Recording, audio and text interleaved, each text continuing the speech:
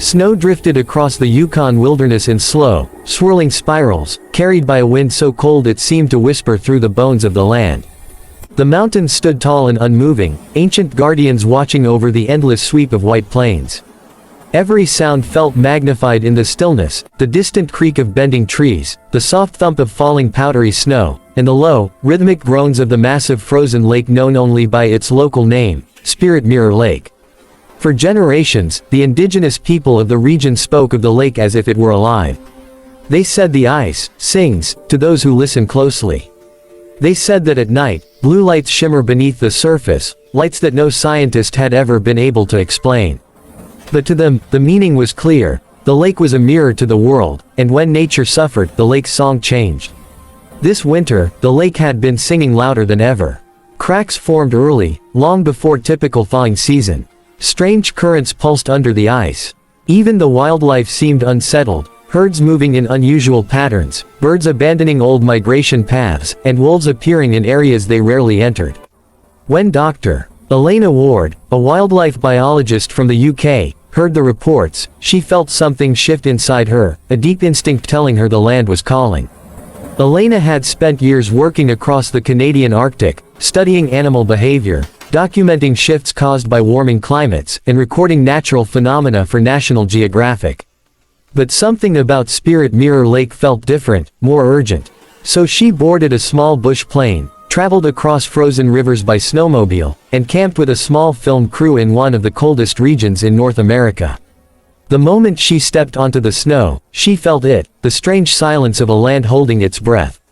Record everything, she told her team. The weather, the sounds, the ice shifting. Every detail could matter. They pitched their tents near the tree line, close enough to the lake to observe it but far enough to stay safe from sudden ice collapses. On their first night, as the darkness settled like a velvet curtain over the wilderness, the lake began its eerie performance. Low, deep moans traveled through the ice, vibrating the ground beneath their feet. Elena stepped out of her tent, eyes wide, breath freezing in midair. The moon cast a pale blue glow across the snow, and beneath the frozen lake's surface, soft pulses of light flickered, shimmering like trapped stars. Her cameraman whispered, "It looks alive." "It is alive," Elena murmured.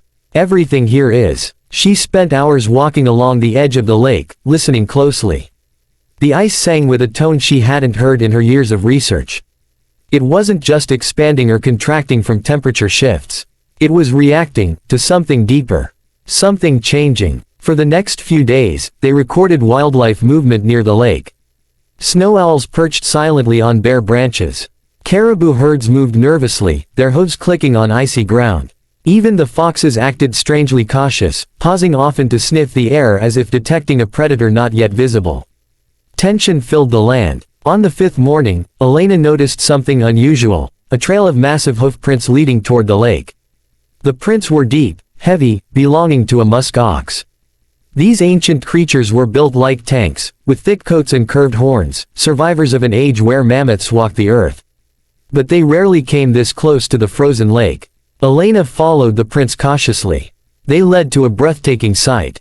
A lone musk ox stood on the thinning ice, his huge body rising like a dark silhouette against the pale, icy surface. He looked lost, his posture drooping, his movements slow.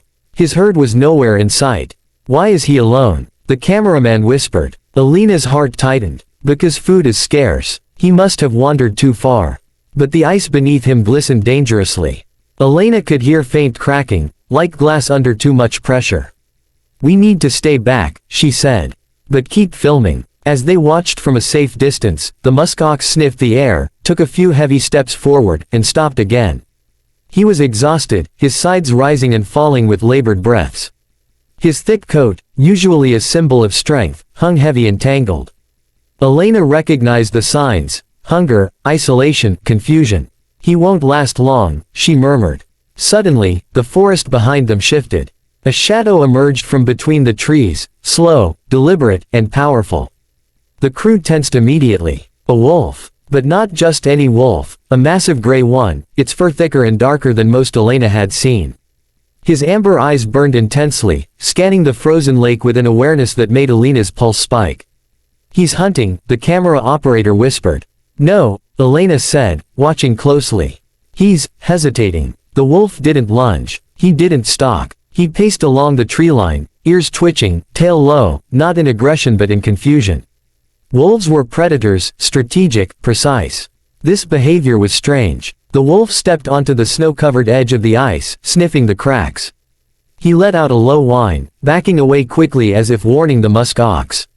Elena felt the hairs on her arms rise. He's sensing danger. The musk ox shifted, one heavy hoof pressing into a weak patch of ice. A sound tore through the air, a deep, thunderous crack. The entire crew gasped as the musk ox stumbled, legs trembling. The ice beneath him shuddered violently, fracturing like shattered glass. Before Elena could even process what was happening, the wolf reacted. He let out a sharp, urgent howl. Not hostile, not territorial, a warning. The musk ox jolted, turning his head sharply. The wolf howled again, closer, louder, filled with urgency.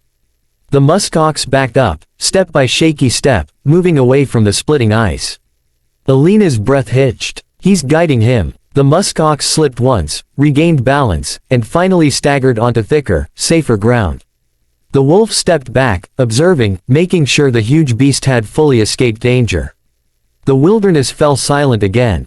The wolf turned, looked directly toward Elena and her crew for a long moment, as if aware they had witnessed something profound, and then vanished into the forest shadows. Elena's voice trembled. Record everything. This is extraordinary. She felt the lake rumble beneath them again, the ice shifting restlessly like something ancient awakening. The land is changing, she whispered. The animals know it first. That moment, the wolf saving the musk ox, was only the beginning of what they would uncover. And the world would soon see it. The night deepened over the Yukon, settling like a heavy blanket over the snow-covered land. The air was so cold it felt sharp, every breath stinging the lungs before turning to crystals that shimmered briefly and disappeared. The crew sat huddled around a small portable heater in their tent, reviewing the footage they had captured earlier, the wolf, the musk ox, the cracking ice. No one spoke for several minutes. The silence wasn't from exhaustion, it was from awe. Elena watched the screen with a stillness that bordered on reverence. She had spent her life studying wildlife behavior, and yet she had never seen anything that defied instinct as profoundly as the moment they recorded. Predators didn't save prey. Wolves didn't warn musk oxen. Nature did not cooperate like this, unless something had shifted deep within the ecosystem. The land is speaking, she murmured. And the animals are responding in ways we've never documented. She couldn't shake the image of the wolf's eyes, intense, intelligent, almost human in their awareness. Wolves were smart, social creatures, known for complex communication. But this went beyond that. This was adaptation, behavioral evolution right before their eyes. The cameraman broke the silence. Do you think he knew the ice would break? Yes, Elena answered without hesitation. Wolves can sense vibrations and low-frequency changes in the ground. But it wasn't just awareness, it was intention. He was communicating. The crew exchanged uneasy glances. They had come to capture the effects of climate change, shifting ecosystems, lost migration routes, but they had never expected an encounter that blurred the line between instinct and intelligence. When Elena finally stepped outside, the world was quiet except for the gentle whisper of wind brushing against the pines. The lake lay still beneath the moonlight, the fissures in the ice glimmering faintly like ancient scars. She felt the weight of something unspoken in the air, a warning, a message, a plea from the land itself. She approached the shoreline, her breath billowing out in long streams.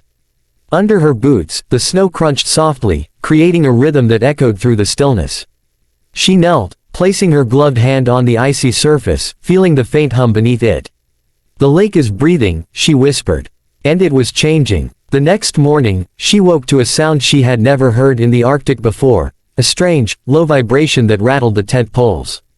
The crew scrambled outside, cameras ready, eyes scanning the horizon. From the middle of the lake, enormous sheets of ice were pushing upward, tilting and cracking like floating tectonic plates. A deep, resonant groan rolled across the valley, shaking the ground beneath their feet. The blue lights beneath the ice pulsed brighter, casting shimmering patterns across the snow. The lake was active. Elena steadied herself, overwhelmed. This wasn't simply melting. This was pressure building beneath the ice, pushing upward with a force that didn't match the usual seasonal changes. What's causing it? One of the crew members asked, his voice trembling.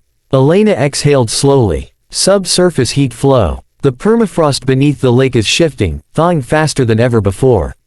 The trapped ancient gases are trying to escape. She touched the surface again, feeling the faint warmth radiating from the cracks. The warmth shouldn't have been possible. Not here. Not now. Not in temperatures this low. Her radio crackled suddenly. One of the trail cameras they had set up around the forest had triggered. The timestamp flashed continuously, movement detected at the northern ridge. Elena gathered the team and headed toward the ridge on snowmobiles, the engines roaring through the quiet wilderness.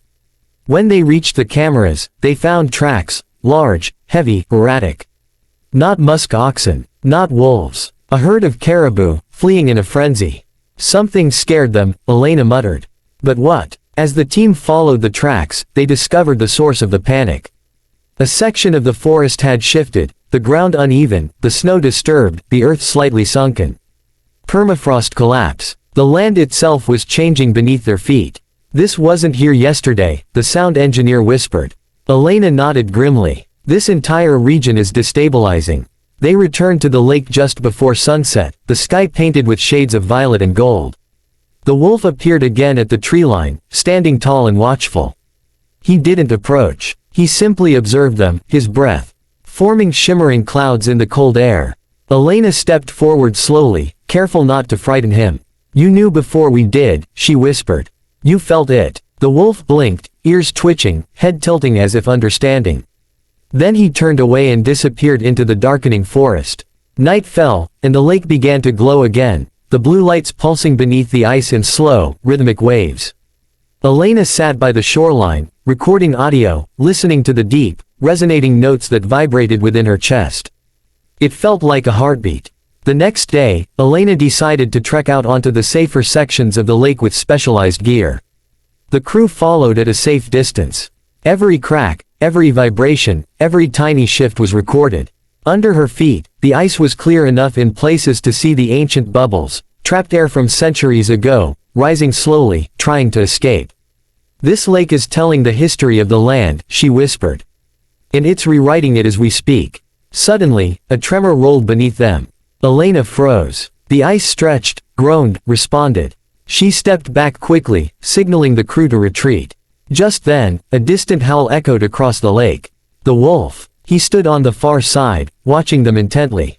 He wasn't hunting. He wasn't wandering. He was tracking the land's changes, warning anyone, anything, near danger. For the next several days, the wolf appeared repeatedly. Always near shifting ice. Always near unstable ground. His behavior became part of their documentation, part of the story forming before their eyes. This wolf, Elena said into the camera during one of her reflections, is behaving like a guardian. A sentinel of the wild. A protector of the land. When the team finally packed their equipment and prepared to leave, the wolf appeared one last time, standing tall on a ridge overlooking the lake. His silhouette was framed by the rising sun, breath glowing like steam. He didn't howl. He didn't move. He simply watched, as if acknowledging their presence. As if granting permission for them to share the story. As if reminding them that nature was changing, and that every creature could feel it. Elena boarded the helicopter with a heavy heart, staring down at the lake that continued to shimmer and pulse with unspoken messages. The wolf vanished into the snow-covered forest below. She knew the footage they captured would reach the UK, Canada, and millions around the world.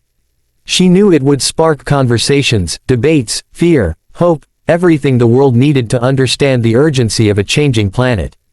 And she knew one thing with absolute certainty. The land had spoken. The animals had responded. Now it was humanity's turn to listen.